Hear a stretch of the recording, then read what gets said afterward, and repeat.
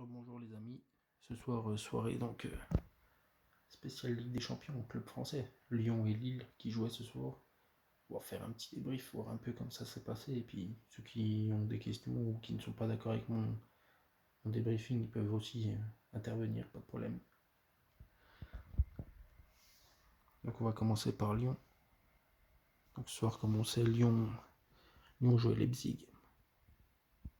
D'ailleurs gros match, je voyais ça très très compliqué pour eux. Et ça a été compliqué. Pour moi Lyon ils doivent sortir autre chose que... Ils gagnent 2-0, mais c'est quand même, on va pas se mentir, 2 erreurs défensives, 2 grosses erreurs défensives. Vous allez pouvoir voir en direct. Je sais pas si on va revoir le début, mais c'est un défenseur qui perd la balle, quoi. Donc là, voilà, il vient, connaît de paille devant. Voilà. C'est un sang-froid énorme. Même si voilà, il a du mal à revenir parce qu'il est pas assez sérieux. Et là, la deuxième but, voilà, c'est le... Mais sans ces 2 erreurs défensives, pour moi, Lyon, ils doivent jamais jouer à 5 derrière. Je sais pas, après, on verra avec les Lyonnais ce qu'ils en pensent. Et c'est une victoire, c'est oui, 3 points c'est bien. Mais s'ils restent à 5 derrière, parce que sur le papier, ils sont pas vraiment à 5 derrière. Il a 3 défenseurs, il a beaucoup de milieux de terrain, mais les 2 ailiers, c'est 2 défenseurs latéraux. Au final, il joue à 5 derrière. Donc pour moi, Lyon il gagne, c'est très bien pour la France. Voilà. On remonte un peu au classement, mais ils doivent faire beaucoup mieux que ça. Beaucoup mieux.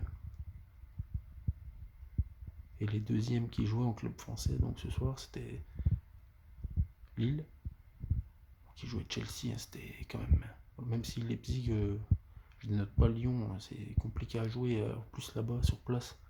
Et voilà, Lyon, ils n'ont pas été mauvais, mais pour moi, ils doivent sortir un match. Depuis que Silvino est arrivé, pour moi, Lyon, il joue que de la dé. C'est un peu comme si on jouait, en gros, si Paris ils arrivent à Lyon, ils jouent Dijon. Tu joues pas à 5 défenseurs, surtout quand Paris est arrivé, ils étaient amoindris. À part le milieu de terrain et la défense, il n'y avait aucune attaque. Quand tu as Choupo-Moting, tu peux largement te permettre de balancer et d'attaquer fort. Ce qu'ils n'ont pas fait après, j'ai pas compris. Après, voilà. Peut-être que je peux me tromper. Si quelqu'un a une explication logique, je suis largement preneur. Hein.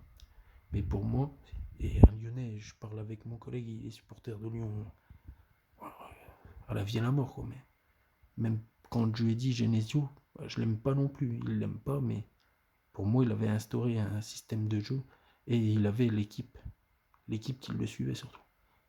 Maintenant, je vois Silvino, là, il a réussi à gagner 2-0, c'est bien pour lui. Il faut voir si ça va suivre sur le long terme.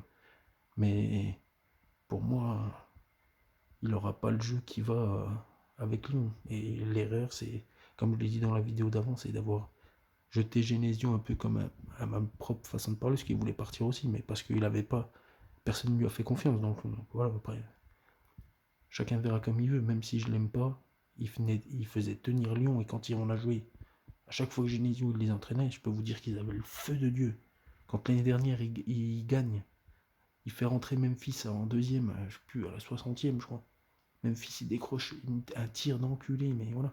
Même contre Manchester City, vous pouvez me dire ce que vous voulez, c'est les joueurs, machin. C'est lui qui sort une tactique, et juste ils tiennent. Après, c'est sûr que sans Ndombele, vous n'êtes pas non plus la même équipe qu'avant, mais... Pour moi, vous irez pas loin si vous gardez Silvino. Après, je peux me tromper, j'espère me tromper, mais... On verra. Voilà. Si quelqu'un a des questions à me poser, n'hésitez pas. Franchement, je suis même ouvert. Si vous avez des choses à dire, on peut se joindre par message ou autre et voilà, on peut discuter. Donc voilà. Et le deuxième match que je disais, on va regarder le résumé ensemble. Parce que j'ai pas pu le suivre. Moi j'ai regardé dans les grandes lignes. Lille, ils n'ont pas été très fameux sur la possession, mais voilà, ils sont aussi amoindris cette saison. C'est pour ça qu'ils ont perdu des gros joueurs qui sont partis. Je pense que 2-1 contre Chelsea, même si Chelsea n'est pas au top de sa forme en ce moment. On sait qui c'est qui tient le milieu de terrain, c'est monsieur 8 poumons, N'Golo Kanté, qui revient de blessure et qui commence à revenir à son meilleur niveau. Perso, je trouve pas que ce soit un match dégueulasse. Après perdre 2-1, voilà. Il y a aussi de la chance et de la malchance. Hein. Donc on va regarder ces 10 petites minutes ensemble. J'espère que Facebook va pas me YouTube va pas me censurer pour avoir montré un résumé. Hein. On va juste avancer un peu. Il est un peu tard, je vous pas, il est 1h, je commence à fatiguer.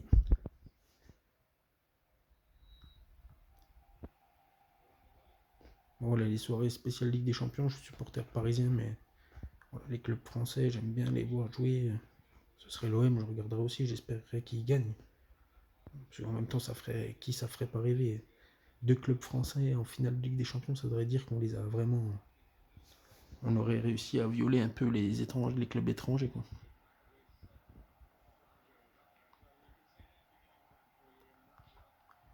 Mais on voit que Lille, ils n'ont pas été mauvais en recrutement aussi, hein, parce qu'ils ont pris un petit ailier, je sais pas si vous avez suivi un petit peu, qui a le feu un peu comme Nicolas Pepe. Surtout qu'il est parti, j'aurais bien voulu l'avoir à Paris, il a attendu jusqu'au dernier moment, mais c'était pas notre, voilà, la priorité n'était pas le secteur offensif. Même si pour moi, à Paris, Di Maria est bon, mais il commence à fatiguer tous les matchs, ça va être très compliqué. Ça, c'est la pub. Vous savez qu'avec YouTube maintenant, c'est les nouvelles modes. Donc on va supprimer ça. Voilà. Mais Lille, oui, ils n'ont pas eu la possession. Avec un Mike Maignan, je trouve qu'il est un peu sous-côté. Il n'est pas dégueulasse comme Lopez à l'OL. Pour moi, il est largement sous-côté. Il devrait déjà être dans un grand club depuis des années. Même s'il est un peu sauvage sur ses sorties, il est extraordinaire. Pas le voir titulaire d'ailleurs au Portugal, ça me fait un peu de la peine.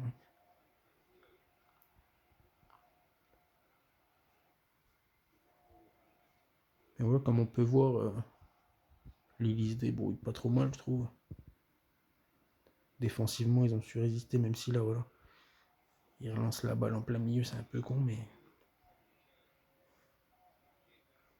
Après, je sais pas ce que vous pensez de Galtier, vous pouvez me le dire, mais je trouve que Galtier, il est pas trop mal avec ses Lillois depuis qu'il a repris. On sent un peu autre chose, on sent voilà, une envie de gagner, vraiment de jouer du football offensif. Après, voilà, j'attends de voir vraiment ce que ça va donner. Bah, j'allais dire sur des gros matchs, là, c'est un gros match. Hein.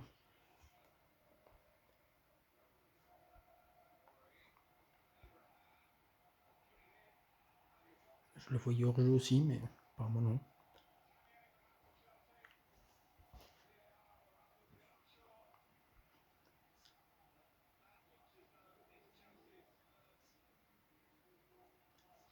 Ou je le voyais même bien hors jeu, moi. Non. Ah non, il est couvert, bien joué. C'est bien joué.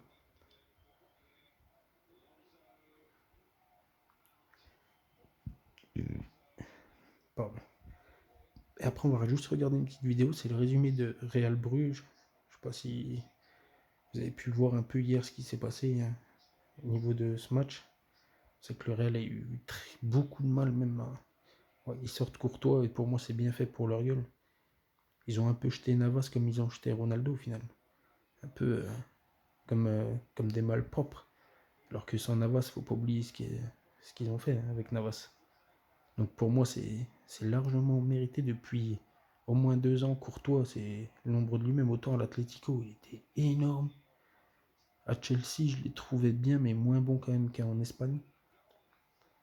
Et autant là depuis qu'il est au Real, je sais pas si on sera d'accord tous, mais pour moi c'est une catastrophe ce gardien. On peut me dire ce qu'on veut, quand en Liga il y a plus de tirs ou autre, c'est un goal qui doit être au top de sa forme. Quand tu viens ouvrir ta bouche et prétendre, oui Navas, je suis devant lui. Dire ça d'un gardien qui a gagné 3 ou 4 Ligues des Champions, 3 Ligues des Champions hein, avec le Real, 4 je ne sais plus, vous me corrigerez si je me trompe. Mais pour moi c'est 3 sûrs, parce qu'il y a 3 d'affilée il est là, et sans lui dans les cages. Voilà. C'est pas un excellent gardien, mais pour moi, c'est un gardien qui, dans les grands matchs, sait faire des arrêts. Donc voilà. Donc là-dessus, si on n'est pas d'accord, voilà. Mais après, je voudrais juste vous montrer, c'est l'action du Real. Je sais pas si on sera tous d'accord, parce qu'il y a les pros. J'adore le Real, mais j'aime moins depuis qu'ils ont viré Ronaldo. Je trouve que c'est une équipe qui n'a pas d'âme. Virer les gens qui les ont fait gagner des tonnes de Ligue des Champions, même s'ils demandent une augmentation, ouais. On peut pas forcément faire, mais on peut toujours faire quelques sacrifices. Aujourd'hui, on voit que sans lui, je suis désolé, voilà, Hazard depuis qu'il est arrivé, même s'ils font un temps d'adaptation, c'est vide. Secteur offensif, c'est vide. À part Benzema, Et on sait que Benzema et Ronaldo, ça cartonnait. Voilà, Bale, pour moi, il a jamais, de toute façon, il a jamais valu l'argent qu'ils l'ont payé. Après, c'était chacun voyait midi à sa porte, comme on dit.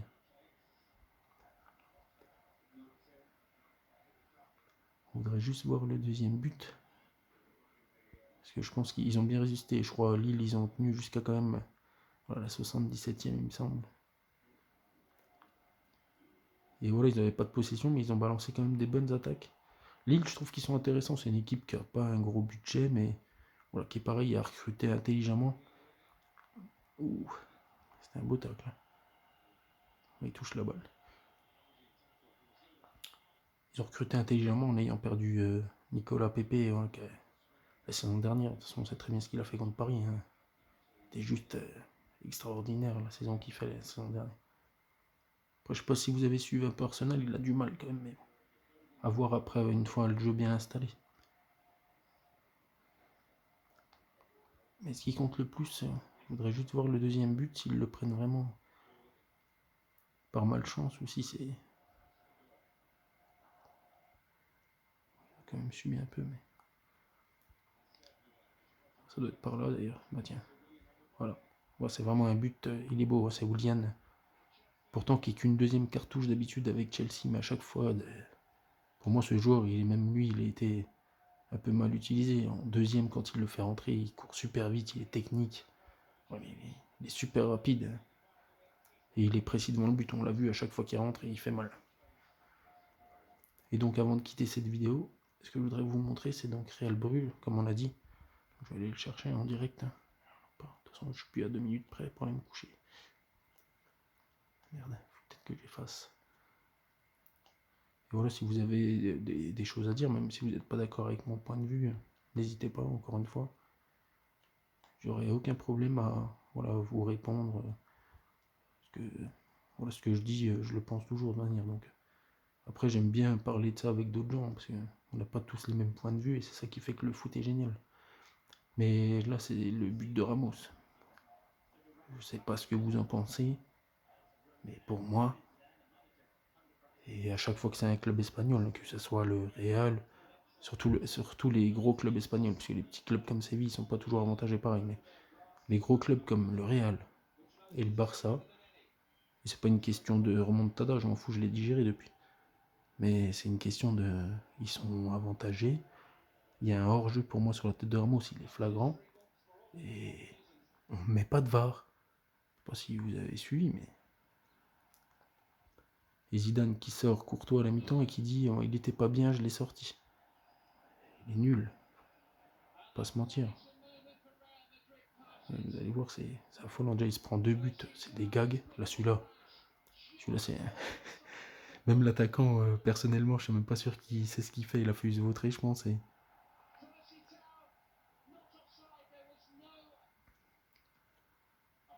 le but de Ramos, je sais pas si... On voit pas le score, là, mais...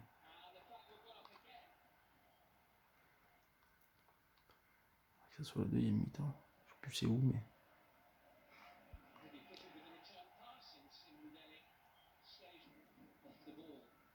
On va pas être trop loin, je pense.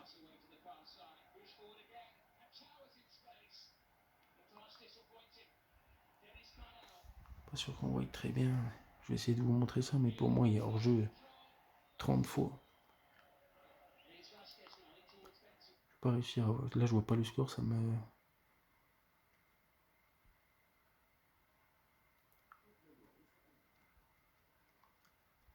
Essayer d'aller trouver ça. Un peu plus loin. Il y avait un 0. C'était au 2-0, c'est même après la mi-temps, donc merde. Ne bougez pas, on finit juste ça. C'est les pubs. C'est bienvenue sur YouTube. Et pour ceux qui veulent des bonnes applis pour regarder les matchs sans payer, contactez-moi en privé, je vous donnerai le nom de quelqu'un. On paye, mais on paye pour 3 mois une misère, et on a toutes les chaînes qui existent. Après, il y en a plein qui le savent déjà, qui connaissent, mais...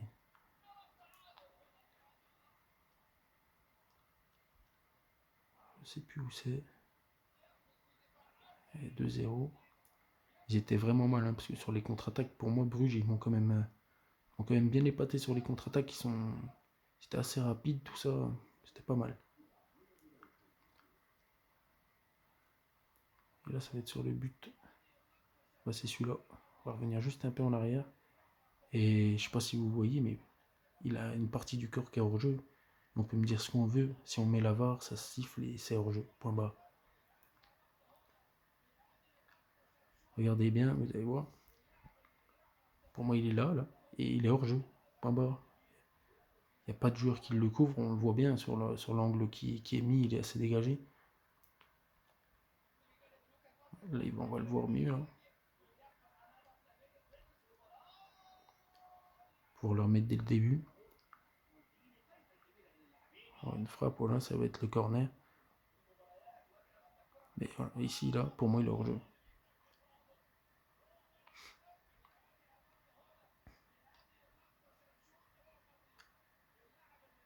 Pour moi, là, il est clairement hors jeu. Après, on voit, il n'y a pas vraiment une caméra qui couvre cet angle-là, mais si, il n'a pas voulu mettre la VAR. Mais si on met la VAR et qu'on fait tirer un trait, Ramos, il est hors jeu. Même si c'est un putain de défenseur, je l'aime bien, hein, parce qu'il arrive à mettre des buts assez dingues à chaque fois dans les gros matchs. Mais pour moi, sur celui-là, là, voilà. On le voit. Est-ce que l'autre plus bas, il le couvre? Je suis pas sûr. Celui-là qui est tout devant, le premier défenseur. Pour moi, je suis pas sûr. Je sais pas. Après, voilà, chacun aura sa définition, mais en tout cas, le Real, ils ont très très chaud. Parce qu'en contre, ils ont failli se faire surprendre plusieurs fois dans le match.